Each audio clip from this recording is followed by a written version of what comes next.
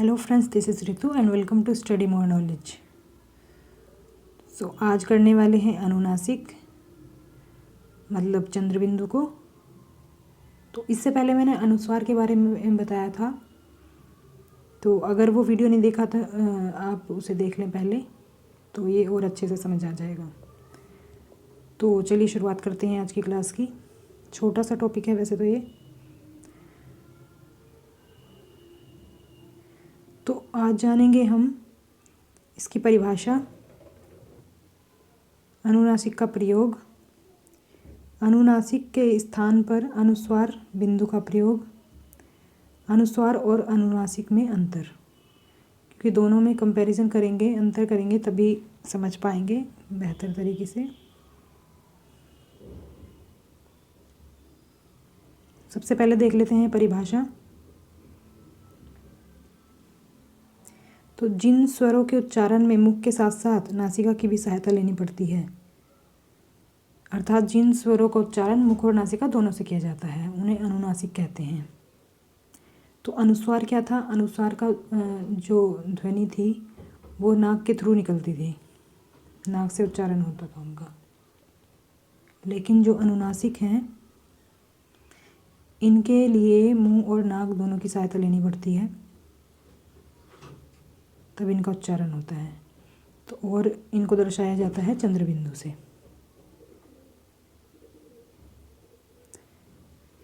तो अनुनासिक का प्रयोग क्या है? अनुनासिक स्वरों को लिखते समय इनके ऊपर अनुनासिक के चिन्ह चंद्रबिंदु का प्रयोग किया जाता है। तो अनुनासिक बोलते ही इसी को हैं। तो अनुनासिक ना लिख के हम चंद्रबिंदु साइन का यूज़ करते हैं, एक चिन्ह का यूज़ करते हैं। तो यह ध्वनि वास्तव में स्वरों का गुण होती है। स्वरों का गुण कैसे? जैसे मतलब ये जो स्वर हैं ये वाले ए, आ, उ और री, तो इन स्वरों में ये अनुनासिक लगाया जाता है, मतलब चंद्रबिंदु लगाई जाती है। जहाँ भी ये स्वर आएंगे वहाँ पर चंद्रबिंदु का यूज़ होगा। जैसे एग्जाम्पल में देख सकते हैं कुआं, चांद, अंधेरा। तो यहाँ पर इनमें क्या हुआ है कि आ आया है और यहाँ पर अ आया है, तो ये दो मात्राओं का यहाँ पर यूज़ हुआ है, तो इसलिए यहाँ पर चंद्रबिंदु का यूज़ हुआ है। अब कहाँ पर चंद्रबिंदु नहीं लगता है ये भी देख लेते हैं। तो जैसा कि हमने देखा इन स्वरों के साथ ए, आ, उ री के साथ अनुनासिक लगता है, मतलब चंद्रबिंदु लगता है। तो बाकी बचे स्वरों को क्या, उनके साथ क्या लगता है? तो बाकी बचे स्वर हैं आपके ये ई, ए, औ। स्वरों वाले सब शब्दों में अनुनासिक क्यों प्रयुक्त नहीं होता?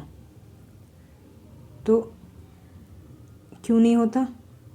जिन स्वरों में शिरोरेखा के ऊपर मात्रा आती है, मात्रा चिन्ह आते हैं, मतलब ये अगर किसी अक्षर में या शब्द में इस तरह की कोई मात्रा आ जाए, मान लीजिए यहाँ पर ये मात्रा आ गई, तो यहाँ पर हम चंद्रबिंदु कैसे लगाएंगे? यहाँ पर तो जगह ही नहीं है।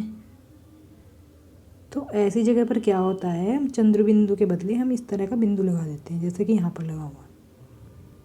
तो ये जो मात्राएं हैं, ये छोटा ई, बड़ा ई, ए और ए, ओ, औ, तो ये मात्राएं आ जाएंगी, तो चंद्रबिंदु के लिए जगह नहीं बचेगी।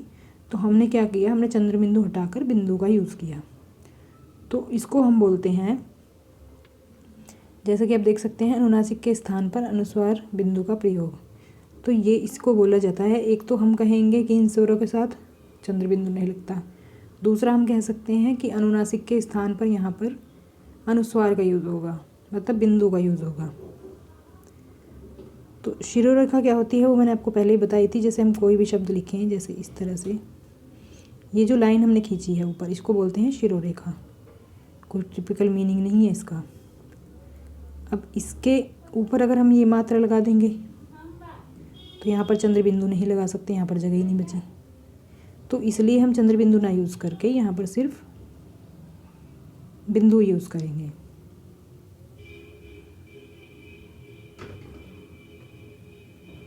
तो यहाँ पर इस तरह से बिंदु यूज़ करेंगे।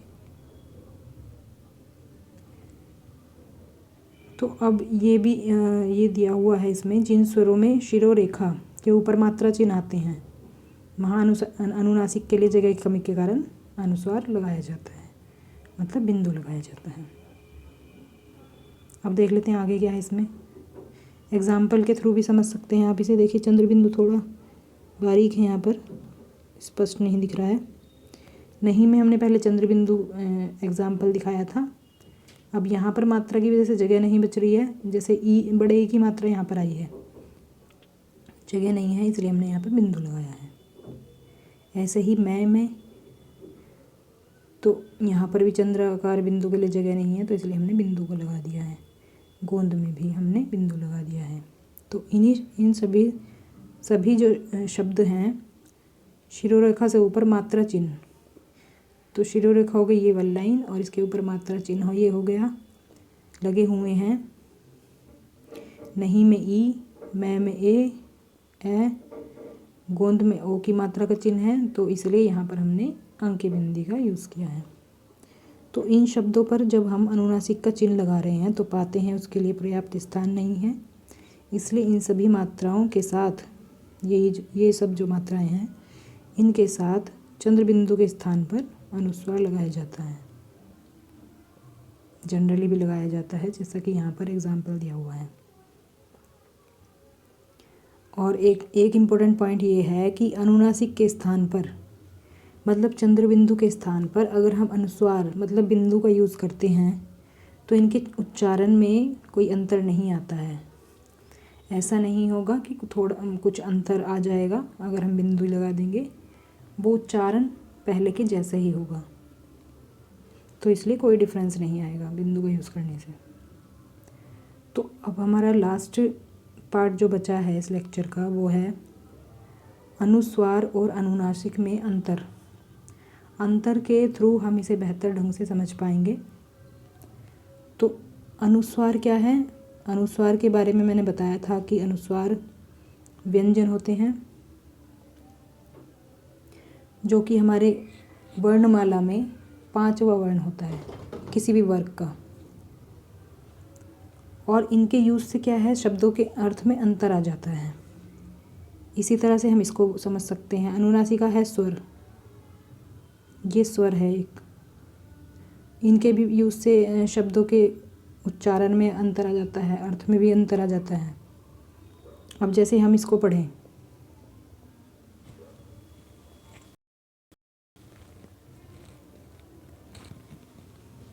जैसे कि हम देखेंगे हंस, यहाँ पर जो हंस है, हंस यहाँ पर अनुस्वार यूज़ किया गया, बिंदु का यूज़ किया गया, तो हम इसे पढ़ रहे हैं हंस। और अगर हम इसे इधर देखें, यहाँ पर चंद्राकार बिंदु का यूज़ करने से हम इसे पढ़ेंगे हंस। तो हंस और हंस, तो इनके उच्चारण में भी फ़र्क आ गया है और इनके अर्थ में भी। इस हंस का मतलब है जल पक्षी, ये पक्षी होता है एक प्रकार का, और ये होती है हंसने की क्रिया, जैसे हम हंसते हैं। ऐसे ही दूसरा शब्द है अंगना। अंगना होती है सुंदर अंगों वाली स्त्री। तो ये बिंदु के यूज़ से इसका अर्थ ये निकल रहा है, लेकिन अगर चंद्र बिंदु लगा दें तो इसका मतलब बन जाता है जो घर के अंदर, जो हमारा बाहर या अंदर जो भी बोल सकते हैं, जो हमारा बरामदा होता है उसको बोलते हैं हम अंगना। ऐसे ही स्वांग है, स्वांग बिंदु से हो गया इसका मतलब अंग, अपने अंग, और स्वांग चंद्र बिंदु के लगाने से हो गया इसका अर्थ ढोंग। तो इस तरह से इनके उच्चारण में फ़र्क आ जाता है और इनके अर्थ में भी। तो मतलब ये छोटी सी चीज़ कितनी इम्पोर्टेंट है, ये एक बिंदु कितना कुछ चेंज कर देता है। अब दूसरा पॉइंट हम देख लेते हैं।